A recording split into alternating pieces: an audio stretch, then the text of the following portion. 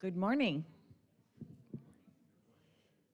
We will be opening our contemplative service this morning with two songs. We'll begin with the song Oneness and sing that through twice, and then we'll move on to Be Still and Know That I Am God and sing that one through twice.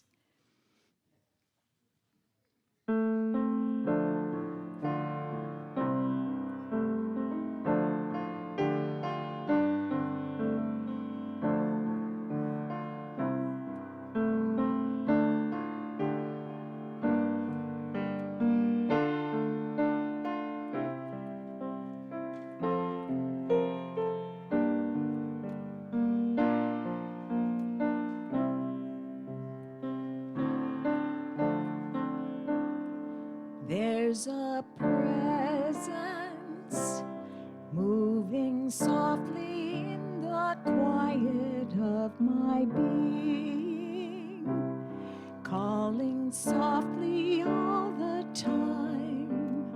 One heart, one mind, one life, united and divine. There's a presence moving softly in the quiet of my being, calling softly all the time. One heart, one mind, one life, united and divine.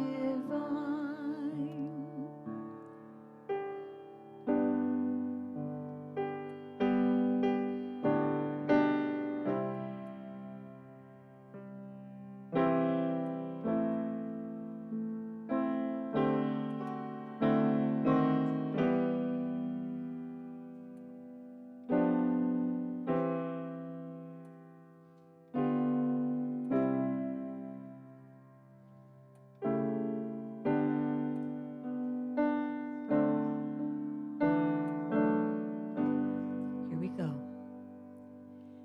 Be still and know that I am God.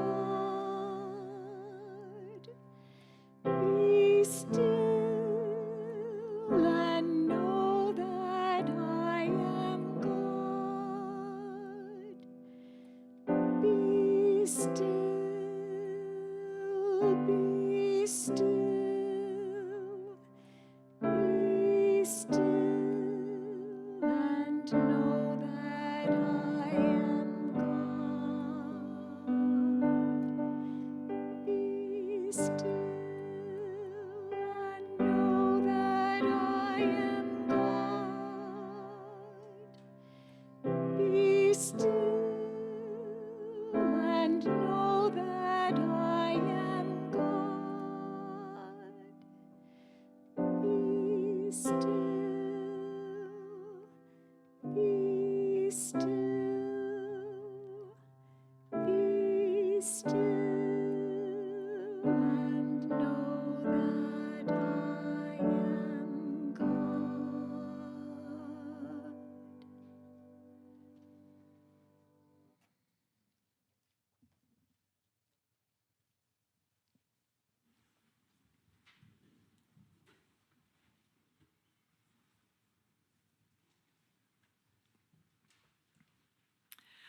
Good morning.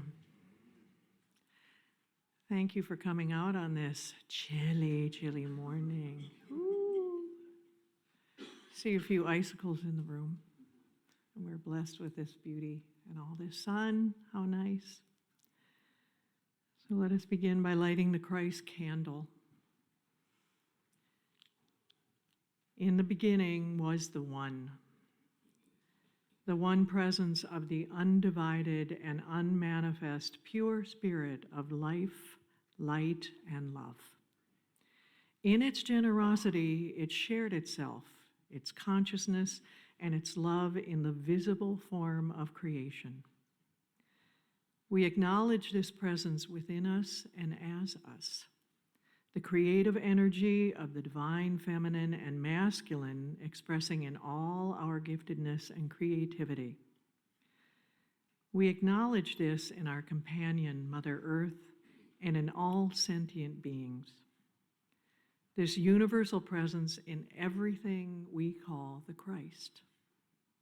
We light this candle as a visible reminder of the Christ presence expressing in, as, and through us in this present, now moment.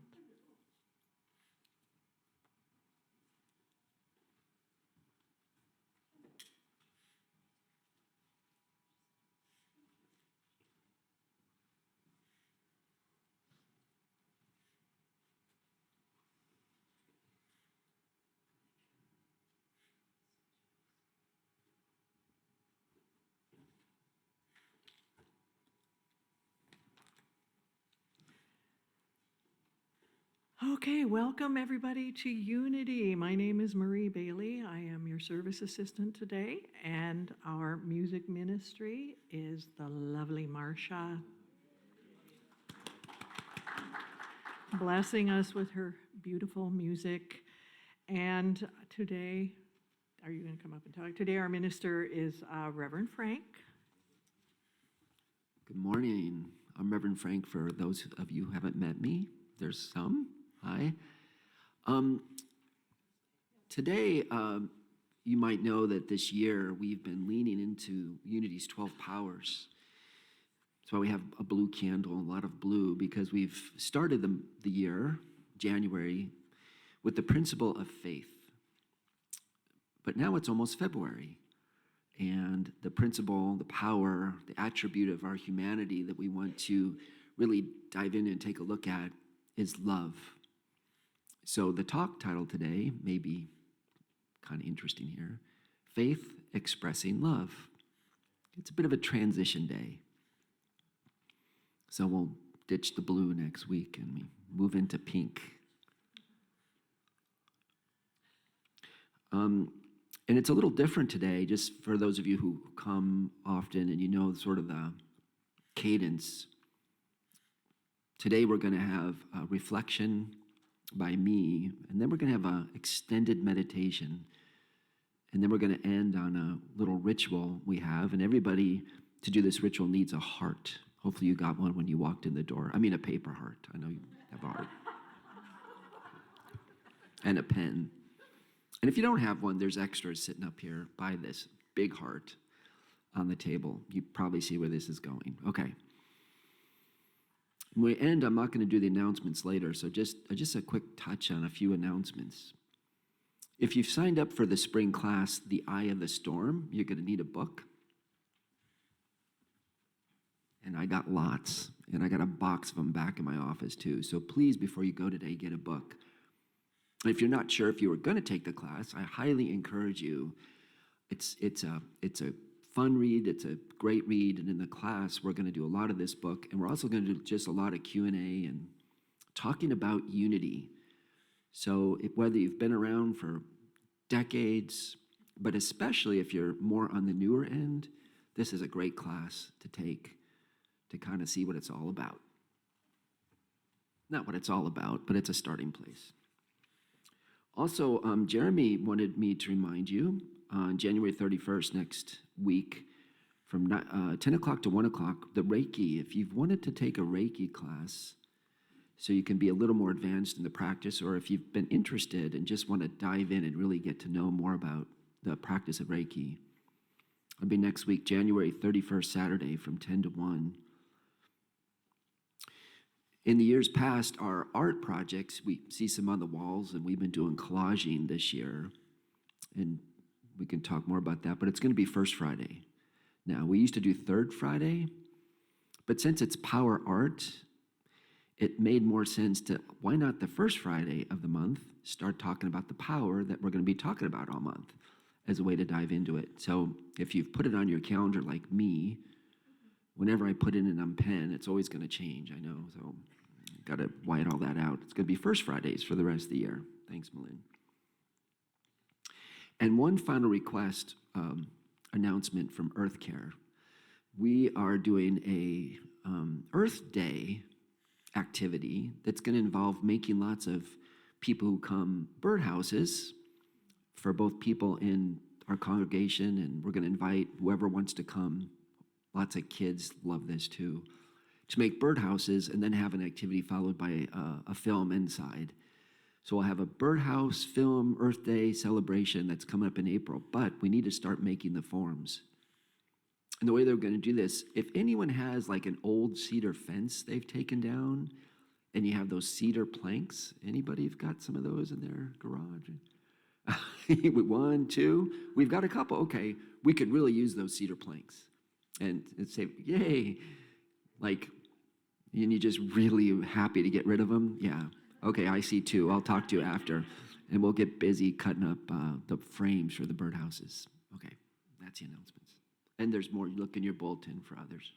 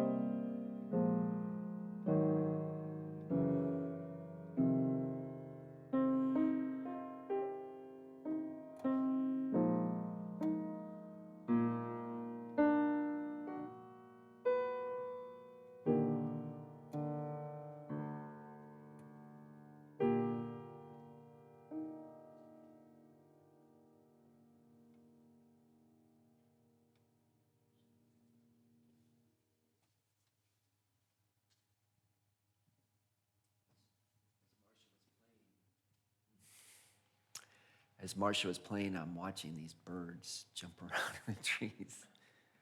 I would name that song, I don't know, winter bird hopping song. So sweet. We start today with a parable. It sort of sets the stage for this idea of faith and love and how they work together, or not. And it's a parable called the story of Jonah. Some of you might know parts of this story. It's an actually small piece of Hebrew scripture in the Bible. In just 4 chapters, it's like a page and a half. And I don't know if Jonah was a historical person or fictional, but he would have been in the time where the 2 kingdoms, there was Israel to the north and Judah to the south. And there was this huge kingdom called Assyria. And they were expanding, and they eventually destroyed the kingdom of Israel. They sort of wiped it out and took everyone's slaves, and it just, it was kind of awful for them. So this would have been the time this story takes place. And there's this guy named Jonah, and he gets this sense, God speaks to him. So I kind of think God speaks to me is like I get a hit. It's like, But let's just play the parable out. So God speaks to Jonah, and he says, Jonah, who's this good Hebrew prophet, you need to go to the Assyrians, to which anybody who heard the story in the day would have been going, boo, terrible people, awful, the bad guys, right? And the Hebrews were the good guys in this story. And you need to go talk to them because they're really not doing so well. The way they're living is just not healthy. They need to transform. Could you go talk to them and tell them about what you know and uplift their lives and see if you can find a way to convince them to transform into a higher consciousness and a different way of living? Now, by the way, this is my interpretation. All the story says is God told Jonah to go to Nineveh and preach to them. That's all it says. So I'm ad-libbing a little bit here. It's like, well, something like this. So Jonah, of course, says, no way. I'm not doing that. I hate those guys. I don't want to see them change because I know that I have power as his prophet. And I know that what I see and what I do is going to have huge repercussions. And I know that my actions have meaning. And I know that if I go talk to these people and tell them that this understanding about their possibility for their transformation, they might do it. I don't want them to do it. I would rather, God, you go down and destroy them. That's what I would prefer. Because, I'm right and they're wrong. You see where this is going. I'm right and they're wrong. We're the good guys, they're the bad guys. Ooh, deep in the soup of duality here. So Jonah says, I'm out of here. So he gets on a boat in the Mediterranean and he goes the other way. And of course, the storm kicks up and the winds are blowing, which metaphysically, this is metaphysical, or you can think of this as a way to interpret your dreams or kind of look at what's going on in our subconscious. There's this churning, this feeling of like things are unsettled. This isn't right. The sailors say, somebody did something here because we're about ready to get swamped in our boat. And they figure it out. It's Jonah's running away from God. So Jonah goes, all right, the only way to fix this is toss me overboard. So they go, sorry, God, forgive us. And they toss Jonah into the sea, where instantly he's swallowed by a giant fish. They always say it's a good fish story. And metaphysically, or if you think in terms of the symbology of this, is in Scripture, as well as I would suggest if you have a dream, or you read this in fiction or fairy tales, any kind of symbolic language. A fish represents a multitude. You go to the ocean and you see a school of fish, and it's just almost like infinite. It's plenitude, it's abundance, it's just so much potentiality. And not only does he get into this fish, he gets into a giant fish, which symbolizes that he's been eaten up in a field of full, awesome potentiality. Like, he thinks he's running away, but there's this energy that says, look at what's possible if only you will follow your heart. Your heart, that divine presence, has already told you, go to Nineveh. Nineveh, this town in Assyria, is like a capital town, and it's ginormous.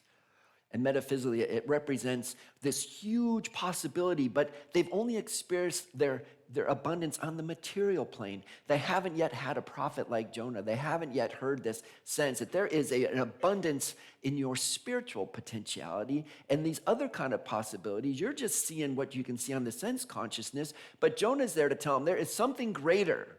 There is something deeper. There is something more if you will listen to this. And Jonah doesn't want to tell them. But in that fish, 3 days and 3 nights, he's swallowed by this ginormous fish. And this deep symbology that, Jonah, there is more available to you than you can possibly even imagine. You're good, the possibility is bigger and larger than you even can contemplate. And so 3 days later, after this great awakening, this turmoil, this opening, this evolution, this emergence of consciousness, the fish spits him out on the shore, right back to kind of where he was. And Jonah goes, okay, I'll go to Nineveh. And he walks for 3 days across the town, and he tells them, hey, see, this is the fun thing. It doesn't say what he told them. It just says he goes for 3 days and he preaches in Nineveh. So here's Frank ad-libbing again. There's a transformation available to you. You're living on this material plane, and there is something greater, something transformative. You're living in the sense where you know through your faith, because what you believe is outpicturing, but you're only doing it in a limited way from the material perspective. You haven't started opening up in consciousness. And I know, this prophet says, I'm in touch with the God, in touch with this divine power. If you open to that divine essence of yourself, wow, what's possible is immense. And the people in Nineveh believe him. And they say for 40 days they fasted and they repented, which means rethought. Rethought what they're doing. Repent in Latin. Rethink it. And then God says, hey, good job. And Jonah is mad. They listened to me. I really didn't want him to. I wanted, this was the smoting stuff. I wanted God to come get him. And he complains. He complains to God. At the end of this very small parable, Jonah is sitting there and he goes in this little lean-to and he's all depressed because Nineveh is all transformed and they've all done all this spiritual work and they've all uplifted their consciousness. They're all doing so much better. And he says, he prayed to God. This is what I told you would happen, God. When I was still at home, this is what I tried to forestall by fleeing away from Nineveh. I knew that you're a gracious and a compassionate God, slow to anger, and I knew you were abounding in love. I knew you were a God who relents from ever sending calamity. Good news, bad news. Jonah, I feel this. This is my sort of feeling as I just ponder this story. And see if it makes sense to some part of you. Because that's the whole point of these stories, right? There's this part of us that sees the world in a very cause and effect and on a material plane and wants to be right and they're wrong and wants to get it my way and wants to say there's something good. Do you ever notice when someone says there's only one way, there's a right way and a wrong way? And when they say that, they always mean the way they're doing it's right. Nobody says there's a right way and a wrong way, and I'm wrong. We're always, as soon as we do duality, we're always on the right side, right? Has anyone not done that? There's good guys and bad guys, and I'm a bad guy. No, we're always thinking we're the... And he has this sense of like, this love that transcends this duality and invites people into this wholeness. And he says, Jonah, you got to get out of your old way of thinking of this duality stuff. And I invite you into this deep reflection, this place where you go into your subconscious, where you get swallowed by your giant fish of your unconscious, where things are unfolding and you hear this divine message that says ultimate compassion for all, ultimate opening to the possibility of the transformation of all, an openness to a forgiveness and the full potentiality of all, Of all what? You can think of this in terms of what's going on in the outer world. Or maybe the place to start, I always find for me, is start with my own inner world. What is the places in me where I'm still looking at it like, that place is just, I can't even talk about it. This place in me that still needs transformation, or still needs upliftment, or still needs a way to see that it can be forgiven, a way that it can be spoken to, that can be transformed, in a way that instead of looking at it with disgust and I'll never like those Ninevians, is there a part of me I can look at it and go, yeah, but that's part of me too. That's just a part of me. I can accept it, and I can find a way to transform it. And the way to do that is through this heart, through compassion, through this undying love, through this embrace. And it doesn't change the history of Israel and the Assyrians were always fighting in a war. It doesn't change that there was tension, but it softens. And yet, even when I have found this for myself, even when I have experiences of softening in my heart, and then it can be a place for transformation, it feels like there's these old patterns sometimes that go, I still have that habit that doesn't seem to work for me very well. And it's okay. This is the process. This is the potentiality. Maybe I think of the big fish. If I'm feeling I'm stuck on something, or there's an area of my life I'd like to speak to and transform the Nineveh in me that has this huge potential, but I want to lift it up for new potentiality, I can go to my heart. I can allow that part of me to be swallowed by a fish go to the unconscious, and just allow that divine presence to come through and work through in whatever way it does to uplift us. And so for the rest of this service, it's the question. It's the question that the divine asked of Jonah. Is it possible we can go to our heart? Is it possible we can go to that place of love? For what? For all of it. The embrace of the fullness of our humanity.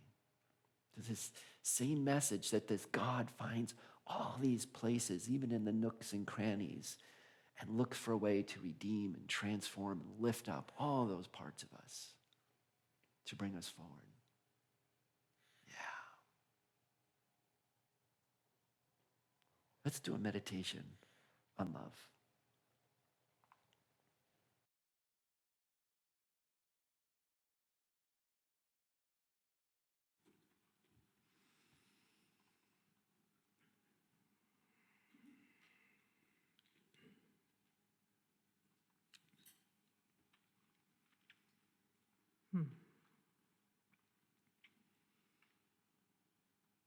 As we settle in for meditation, I invite you to close your eyes or keep the gaze soft.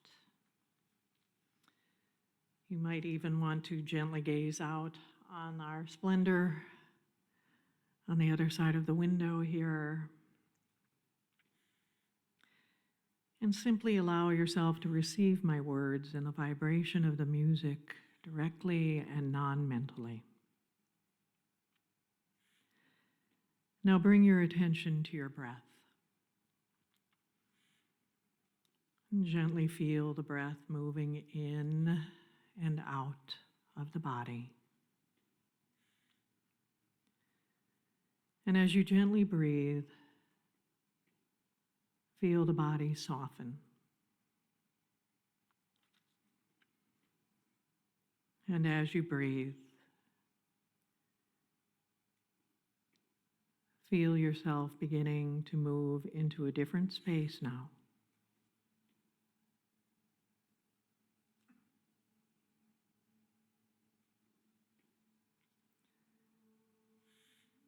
A field of softening, a field of slowing, a field of remembering. Feel the heart softening,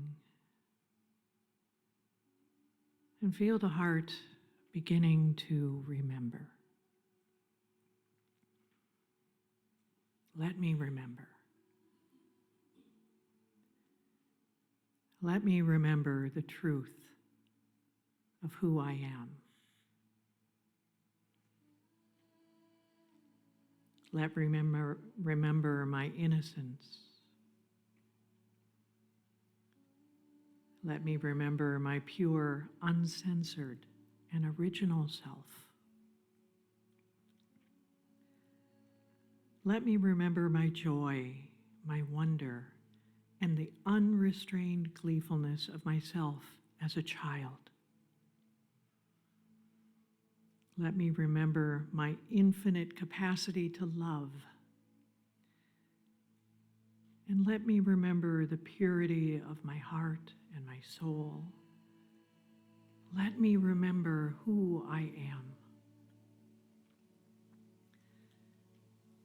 Let me remember my beauty, so vast and glorious and so precious it can only be seen through the eyes that love.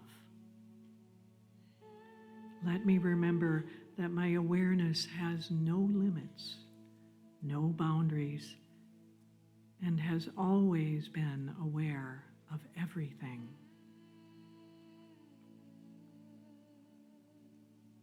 Let me remember that my ability to feel and to feel absolutely everything is a gift and a strength, always offering itself for more discovery, more wonder, more revelation, and more enlightenment. Let me remember to feel my body, to feel my inner world and the world around me, and to be informed by what I feel.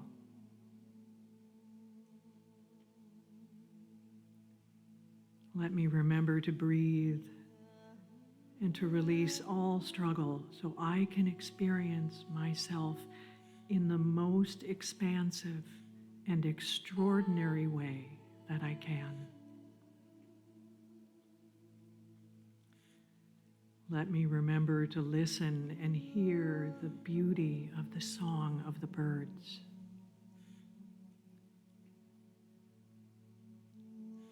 Let me remember to look and see the beauty of the color of the sky.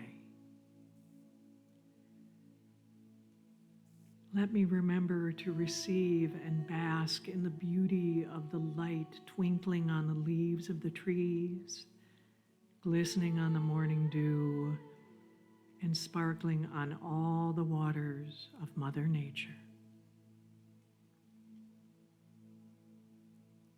Let me remember to feel and absorb the warmth and the regenerative light of the sun.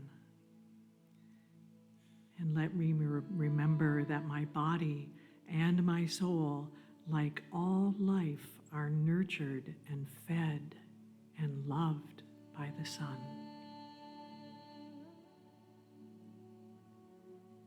Let me remember to honor and cherish the soil of this earth, which humbly and miraculously grows and holds all life on this wondrous planet.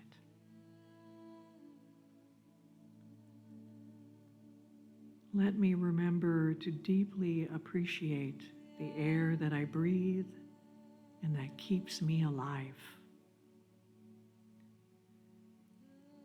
And humbly remember the power of the wind. Sometimes a gentle breeze, sometimes a mighty storm swirling with thunder and lightning. Let me remember the magnificence and the mystery of the oceans and the life-giving miracle of water.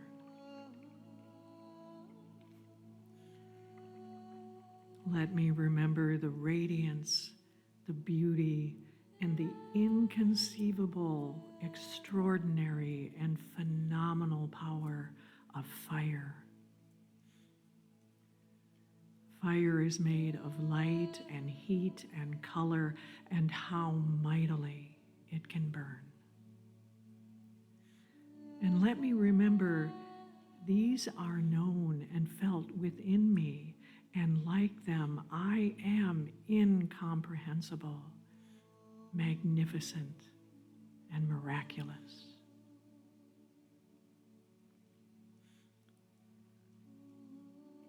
Let me remember, I can trust myself in the quietness within me. And as I rest in the stillness of the present moment, the truth reveals itself. Let me remember that I am an eternal being of pure, infinite love, embodied here on this miraculous and abundantly generous planet. Let me remember.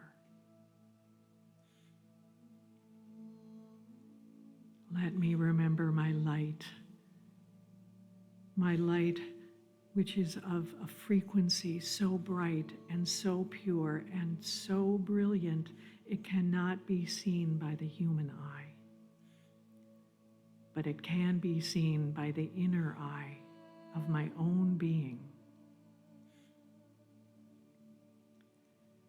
Let me remember that I can see my light if I look through my heart and remember the truth of who I am. Let me remember that I have access to an infinite and never-ending supply of pure love.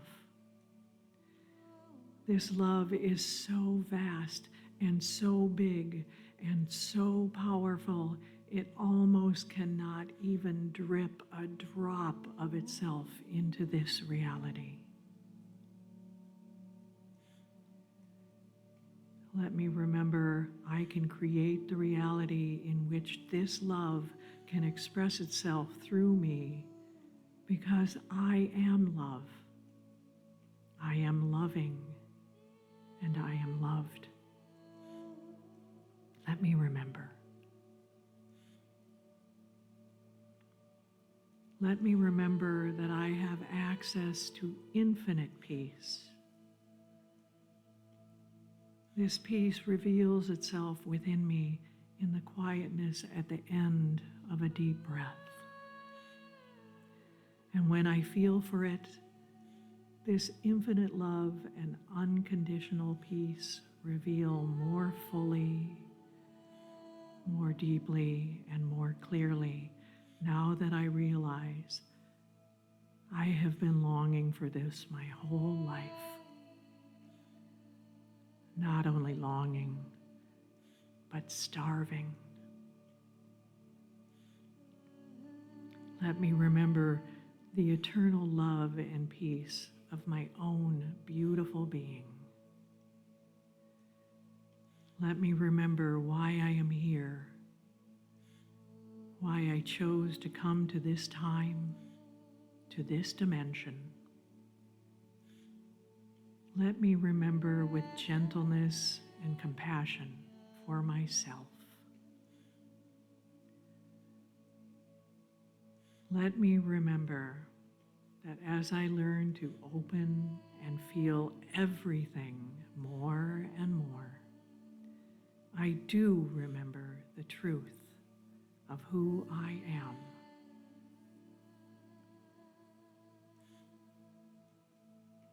Let me remember that I am here to fully remember and love my own true, infinite, magnificent, radiant, expanding, evolving, passionate, adorable, innocent, powerful, and uncensored self.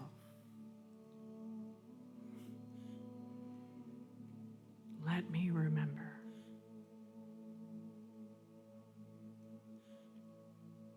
Let me remember.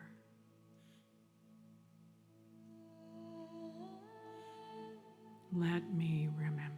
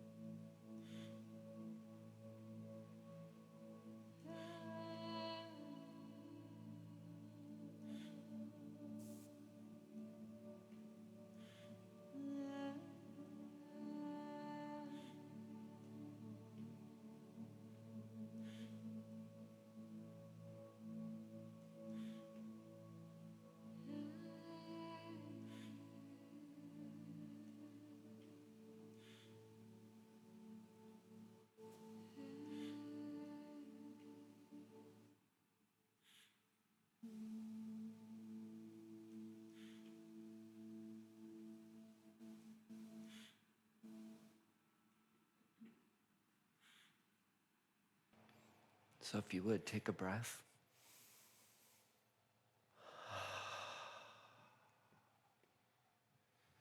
You might shake your shoulders for just a second. I invite you to allow your attention to come back to the room. And each of you have a heart, little paper heart, and hopefully you have a pen. We have pens and more hearts if you need them. And in this space and in this reflective time, there's a question. What is your heart asking of you right now? Or you might phrase it as, what is my heart asking for me to be or to do in regards to my own self-transformation? Or what is my heart asking of me right now to be or to do in relationship to a special person in my life? What is my heart asking me to be or to do in relationship to a larger community? For unity, for my country, for the world. However the question lands for you, in this place of our heart consciousness, what is arising for us? And you can put that in a word, in a phrase, in a sentence.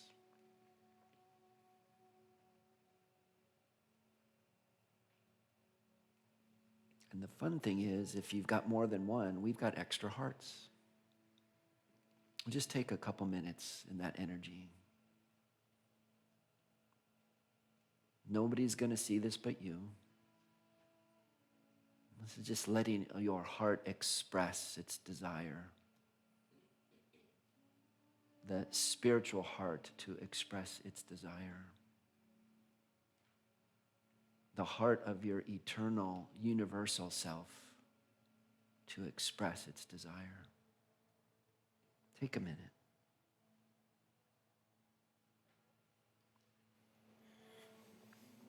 And then when you're ready, and we have enough room up here for at least a couple people to come up, you may not have seen we have this large heart.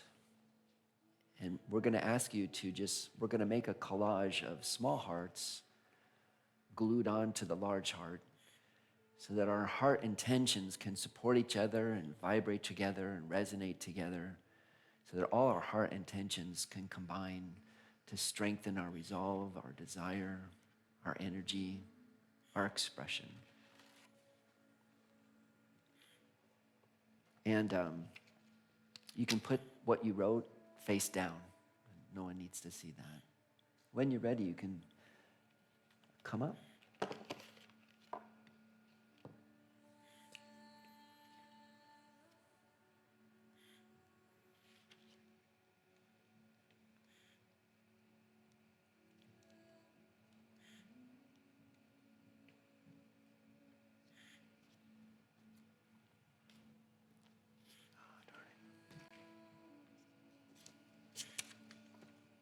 So put the glue on your words.